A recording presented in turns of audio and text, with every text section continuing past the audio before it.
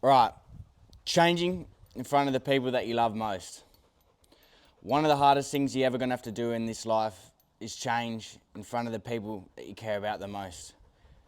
The reason why this is so difficult is because you care about what that individual thinks of you once you start acting differently.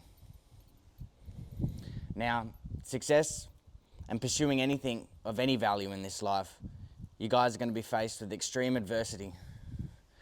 And that adversity is definitely going to be situated around the people around you. That is going to be one of the biggest challenges that you're going to have to overcome. This is one that's a never, ever, ever ending cycle. There comes to this point where you realize that the opinions of others are irrelevant to the opinions of your own. And our goals and our life lessons we have to learn on our own.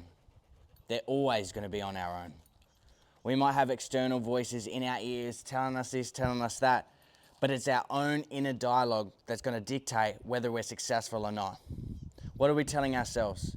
Are we telling ourselves, let's conform to the ideas that these people have for us, or let's conform to the ideas that we have for ourselves? It is our own job to choose the people that are around us, to either inspire us or to make us feel better about where we are. Me as an individual, I spent a lot of my life hanging around people that I really shouldn't be, out of selfish, narcissistic reasons. See, I can dive in and identify them now because I've done the personal work to realize who I am now and why I did it.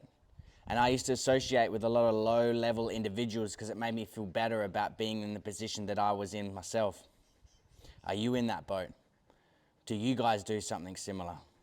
Are you guys also in a situation or a place that you put yourself in to make you feel better about yourself? One of the hardest things that I'm going through right now is this development between where I was and hanging out with who I was hanging out with to then get to the next stage to hang out with people where I feel like I want to be. I went out to dinner the other day with some individuals that are very wealthy and have just sold their business for well over $1 million. When we went out for dinner, we both discussed a lot of passionate things that we both can relate to. And it triggered something in me that I need to do this more often. If I don't do this more often, I don't position myself around more successful people, I'm going to end up in the same boat year after year after year because I'm not challenging myself, I'm not growing.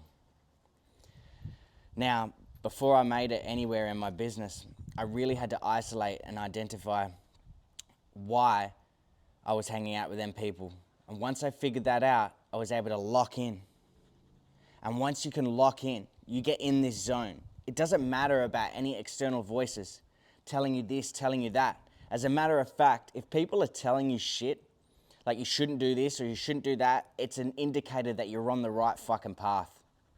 It means you're on the fucking way. It means you're going places, right? No one doing better than you is going to look down on you. Just know that.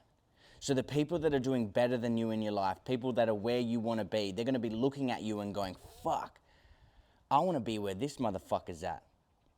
Because this guy's going somewhere, right?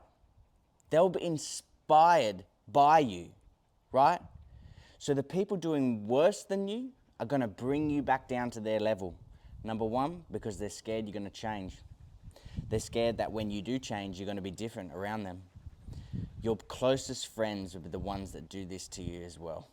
And this is another point I have to make. A lot of it is going to come from love. And your family too. Your friends, your closest friends and your family are going to be your biggest pullers. They're either going to pull you in to keep you in check, or they're going to propel you forward, right? Most of them are going to pull you in. And the reason that they're going to do this is because they love you. And they're scared that when you do grow and you do succeed and you do push outside this zone, that you're going to leave them and you're going to be a different individual, right? But what's worse? Going through this life never pursuing anything of your own and living under each other's everyone else's standards, or pursuing something of your own, right? You know, when you conform and be like everybody else, right? Everyone else will love you, but you won't. You will hate you.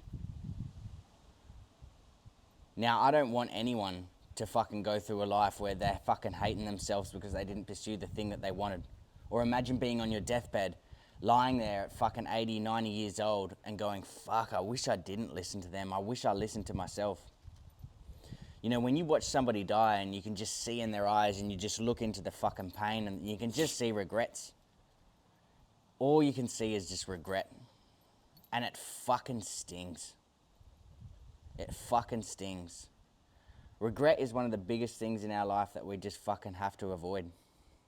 No one wants to live a life with other people dictating what you should and shouldn't do, right? One of the merits to know that you're in the right path is knowing that these guys and these so-called fucking haters are complaining about what you're doing.